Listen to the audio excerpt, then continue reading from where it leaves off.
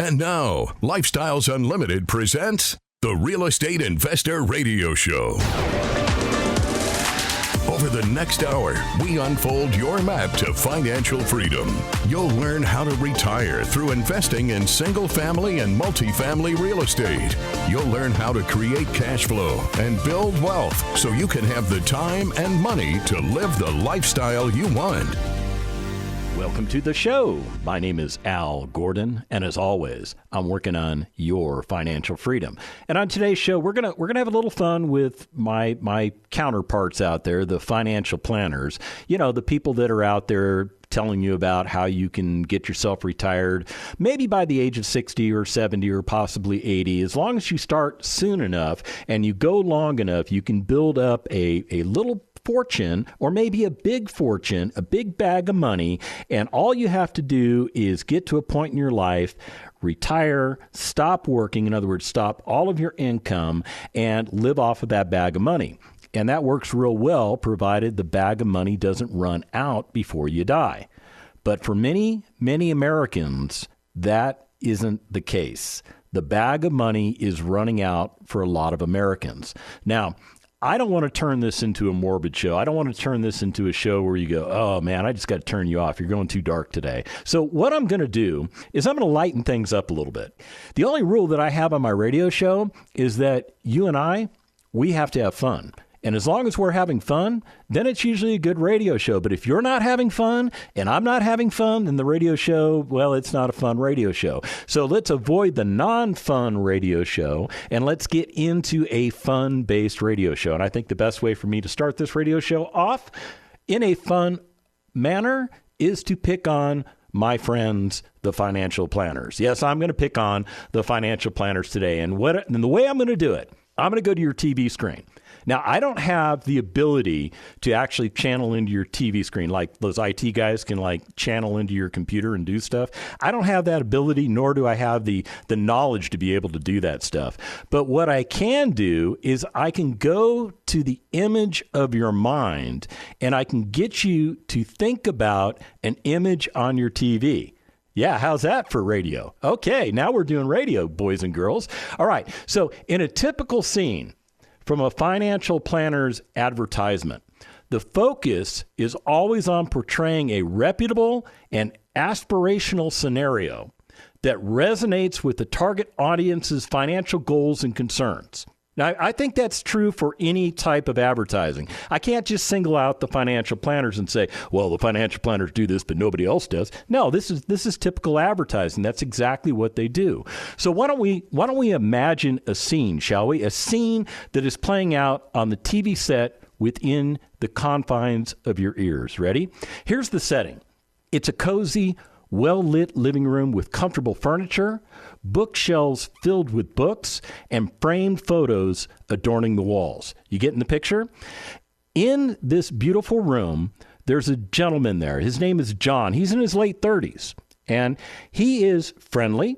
He's approachable. He's a financial planner, and he's dressed in business casual attire, okay? And the person he's talking to, well, her name is Emily, and she's in her early 30s, and she's confident, she's enthusiastic, she's a young professional, and she's sitting directly across from John. So let's get into the scene description, shall we?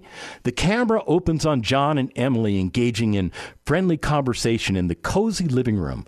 Soft, instrumental music plays in the background, creating a warm and inviting atmosphere. And then suddenly John speaks, and with a big smile he says, Emily, it's wonderful to meet you. I'm here to help you take control of your financial future. And Emily looks back at John, and with a big smile on her face, she says, thank you, John. I've been thinking a lot about my financial goals lately, and I want to buy a home. I want to save for my children's education and still enjoy life along the way. And as John begins to speak, the camera pans to show a framed photo of Emily with her family on a vacation. You getting the picture now? You getting the picture? Yes, you're getting the picture, aren't you? All right, let's go back to the scene. John is about ready to speak, and he says, Emily, That's fantastic. Life's milestones are important, and planning ahead can make them even more achievable. Let's start by discussing your current financial situation and your long-term aspirations. The camera cuts to a close-up of John and Emily's faces as they engage in a meaningful conversation about Emily's financial goals and concerns. Now, granted, let's stop right there. You're not allowed to hear what they're talking about. No, you're not allowed to hear that. Remember, we're in the commercial in your mind right now, and right now we're seeing John and Emily talk to each other, but we can't hear a word of what they're talking about, can we? All right, well, let's go back to the commercial. Now, Emily pipes up, and with an expressing concern, she says, I've heard about investing in savings, but I'm not sure where to begin, and the whole idea of retirement feels so distant. And John nods, and he says, I completely understand, Emily. That's where I come in. I'll work closely with you to create a personalized financial plan that aligns with your goals and risk tolerance. We'll break down your journey into manageable steps. And the camera switches to show John using a tablet to display financial charts and graphs that illustrate different investment options. And John speaks and he says, here's an overview of potential investment strategies. We'll consider a mix that suits your comfort level and aims for growth over time. And remember, I'm here to guide you every step of the way. The camera then shifts to Emily, who looks visibly more at ease as she listens to John's explanations. And Emily says, with a big smile adorning her face, that sounds reassuring. I want to make informed decisions about my finances and build a secure future for my family. John encouragingly says, you're on the right track, Emily. Together, we'll navigate the financial landscape, adopt to changes, and make adjustments as needed. Your dreams are within reach. I'll be honest with every one of you out there. Not that I lie to you on a continual basis, because I don't do that, but this is one of those cases where I'm going to be overly honest with you. I have a personal problem with the entire financial services industry when it comes to retirement. And here's why I have a problem with it. Every one of the people that works in the financial services industry has not achieved retirement, yet they're advising you on how to retire. Doesn't that sound like an oxymoron to you? They are not retired.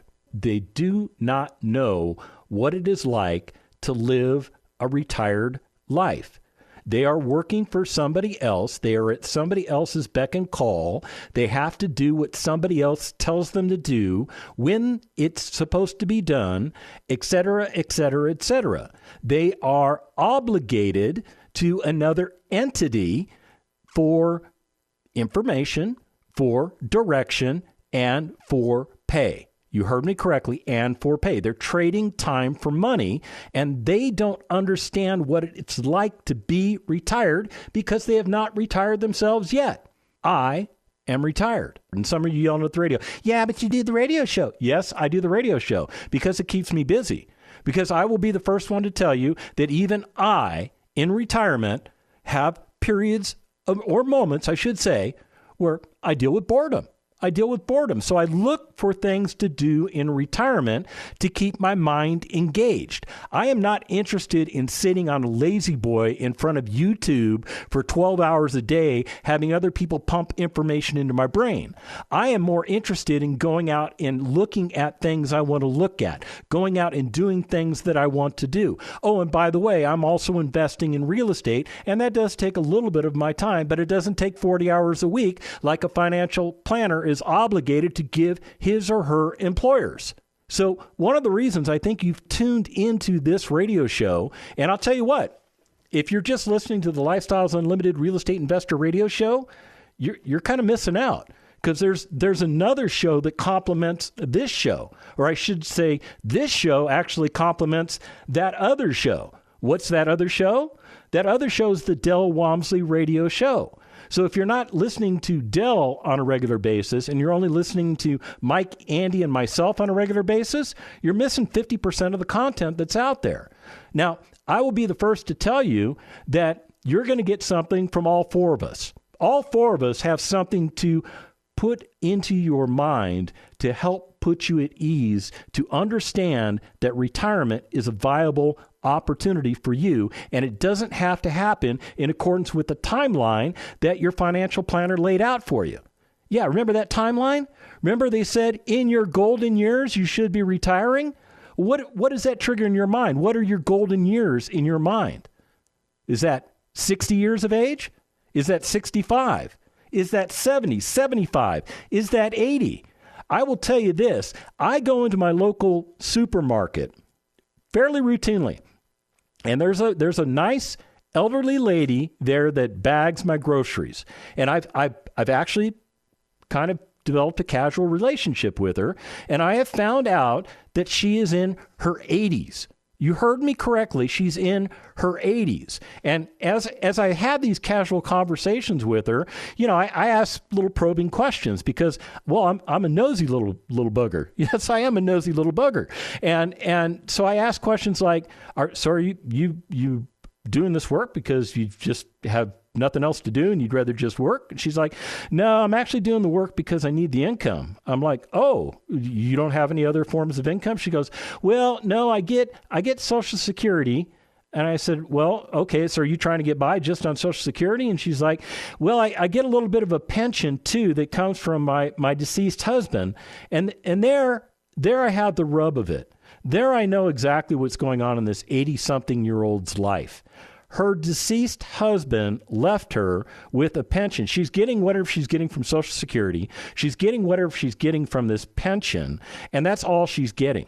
And she needs to work in order to fill the delta in her life between, well, having too much month at the end of her money. Yeah. Does that make sense to you? She has too much month at the end of her money, and she has to work to fill in that gap so that she can eat all 30 days of the month. Does that make sense? Is that what retirement looks like for you? Or does it look like what that financial planner painted for us in the first segment of the show, where it was all, sunshine and gumdrops, right? Sunshine and gumdrops. Trying to think of clean ways to describe that stuff, because I'll tell you what, my mind is going into my old Army man mentality, and I've got to get out of there because I will get fined by the people that govern the radio stations, and we don't want that. So let me get back to this concept of the financial planner, and more importantly, this 80-something-year-old lady. I don't think in her 30s, like Emily's in her 30s, right? Emily's in her early 30s, right? And she's meeting with a financial planner. And some of you are going, well, if this 80-year-old lady had just met with that financial planner, she wouldn't be doing that right now. How do you know she didn't? How do you know she didn't? Now, I didn't get deep into the details with this new friend of mine, but how do you know she didn't have a financial planner somewhere in her lifetime? And that maybe they did some financial planning stuff, and that maybe something happened in their life that caused them to have to cash in everything they've been saving in those financial plans. Notice I use the word savings and not the word investing. You want to know why I use the word savings and not the word investing? Because that's what you're doing. You're saving. You're not investing. You have no idea of what you're invested in. You sat down with a financial planner. You made some decisions on, well, where do I want to be in the future? I'm in my 30s. Where do I want to be in my 60s? You don't have the foggiest idea of what your body is going to be like when you're in your 60s, do you? Well, you may have a foggy idea. Take a look at your parents, or more so, take a look at your grandparents. Take a look at what their physical condition was when they were in their 60s, their 70s, and their 80s. And maybe they didn't live past that. And if they did, take a look at their physical condition in their later years of life. Do you really think that you're going to be able to do the same things in your later years of life that you're doing right now in your 30s or your 40s? And I'm here to tell you, it's going to be difficult. It's going to be very, very, very difficult to do the things in your 80s that you used to do in your 30s. And I know this for a fact, and I'm not even in my 80s. I'm not even in my 60s yet, but I am residing in a body that has been beaten down, broken down by the United States Army. 27 years of service to our country destroyed this body, and I am living in a former shell. Well, I'm living in a shell of a former non-shell, I should say, of a body, and I am dealing with age-related effects. When we come back from the break, I'm going to talk about these age-related effects. Stick around.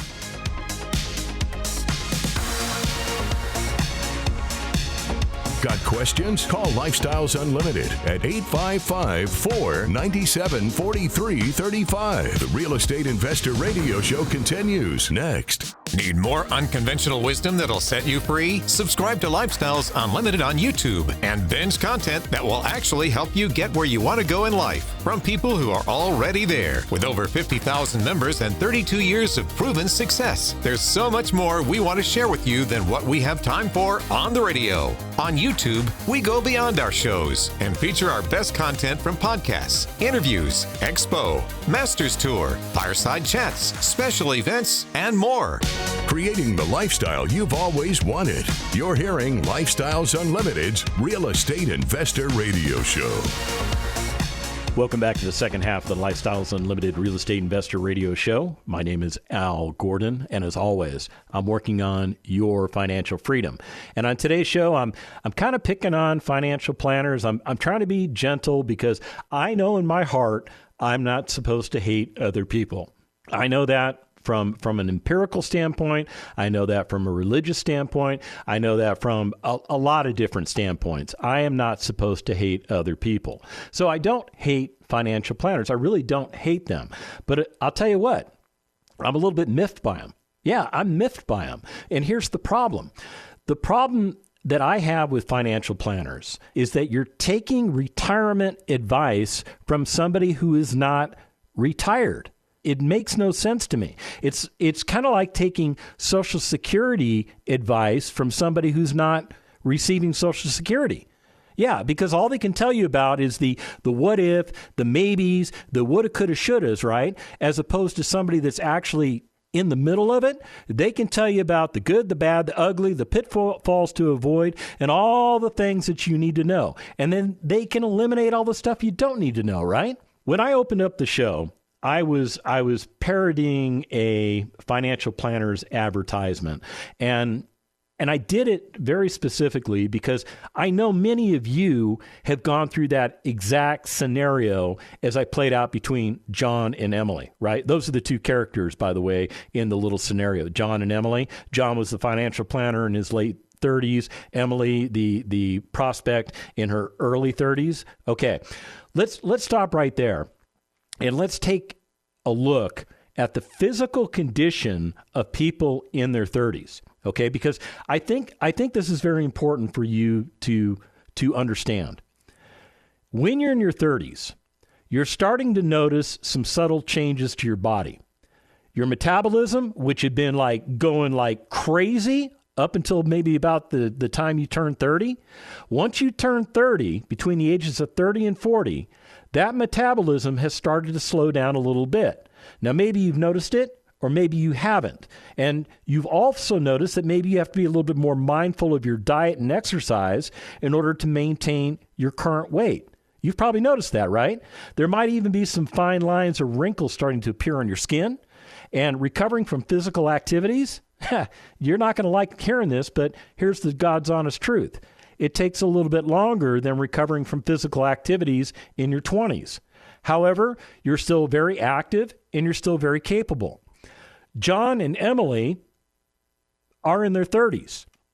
That is exactly the type of body type they should have in their 30s. Now, I know for a fact there are people out there that have physical ailments that don't have as strong of a body as I'm describing. Okay, and I also know there are people out there that are athletic gods that have a more active body than I'm describing, okay? So what I'm trying to do is I'm trying to hit that sweetheart 80% of you. Does that make sense?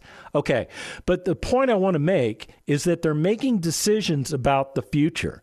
They're in their 30s making decisions about their 60s or their 70s. They're making financial decisions today based off of metrics that they're making today. Remember what Emily said? She wanted to buy a house. What does that have to do with retirement? Nothing. She said she wanted to do some other things for her family. What does that have to do with retirement? Nothing. That has to do with employment. Yeah, you go out and you earn money and you go buy those things for your family. Now, another way you could do this, to be honest with you, and brutally honest with you, is you could stop investing your money with these financial planners.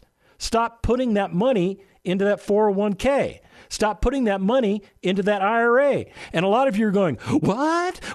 You can't say that. That's wrong. I've been doing that for 10, 20, 30 years straight. Okay, just because you've been doing it wrong for so long doesn't make it right. I'm just here to tell you that.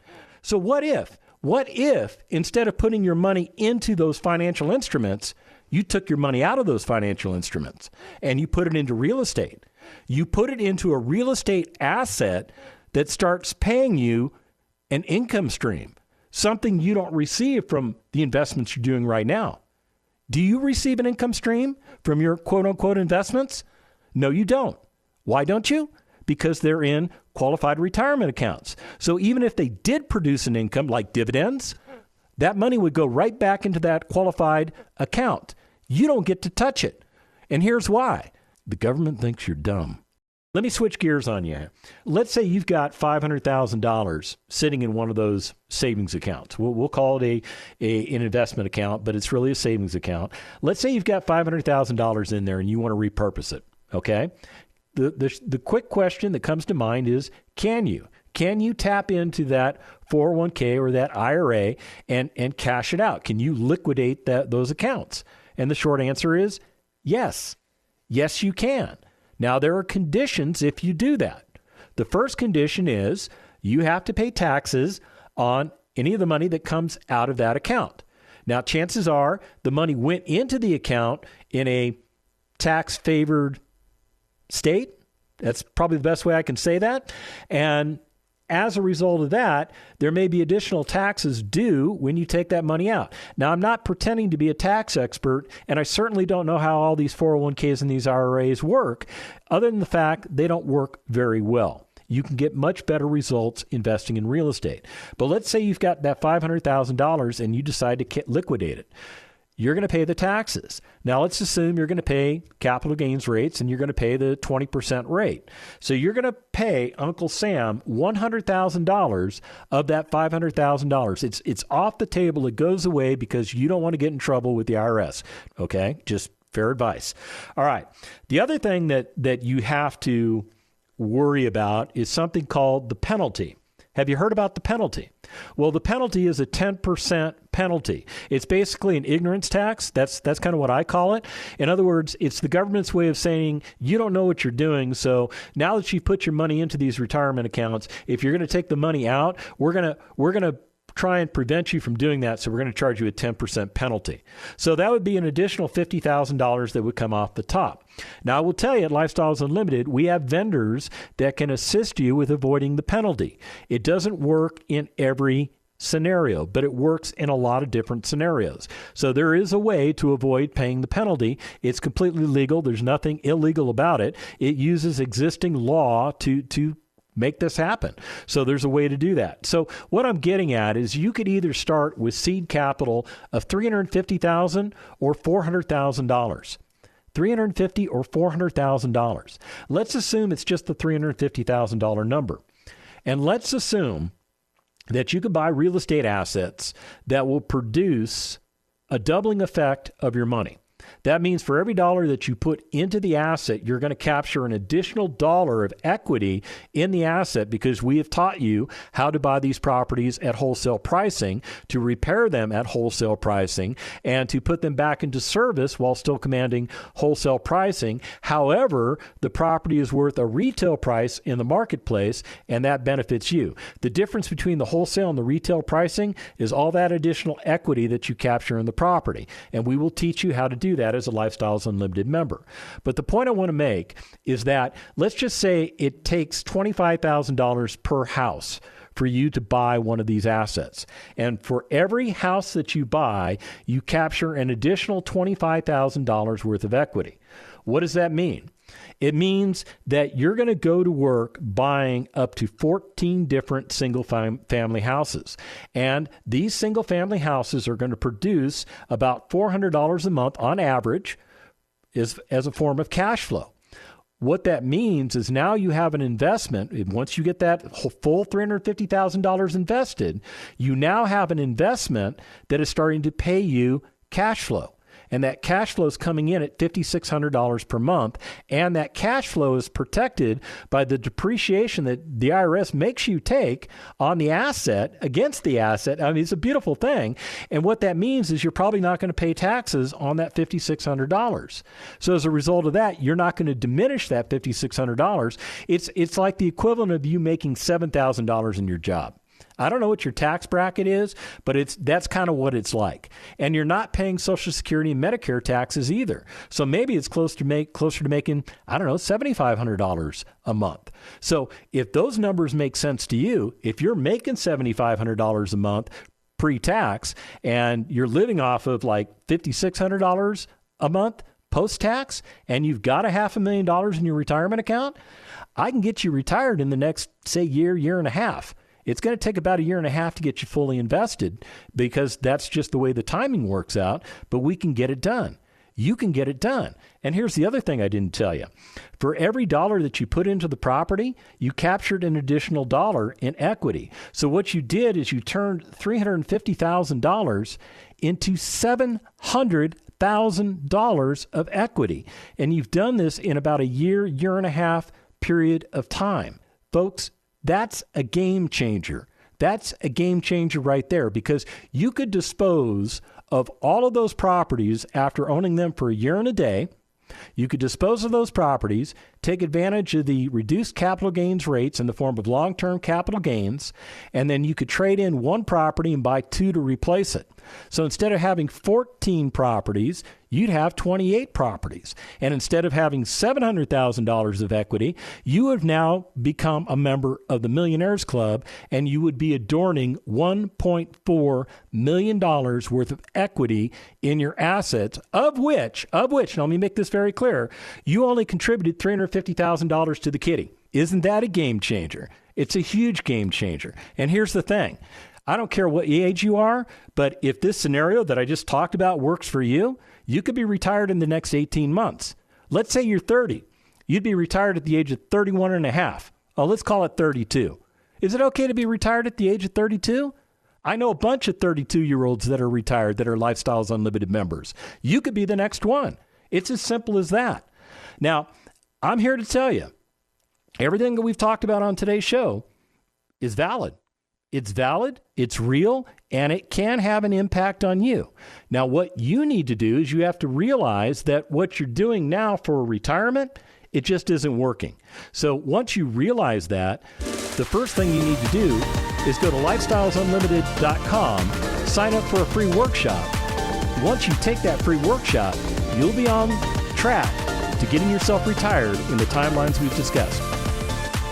The information and opinions you hear on the Lifestyles Unlimited Real Estate Investor Radio Show are those of the hosts, guests, and callers. The Lifestyles Unlimited Real Estate Investor Radio Show is for entertainment purposes only. Please consult a professional regarding your personal investment needs. Nothing presented constitutes an endorsement, recommendation, offer, or solicitation to buy or sell any product or security.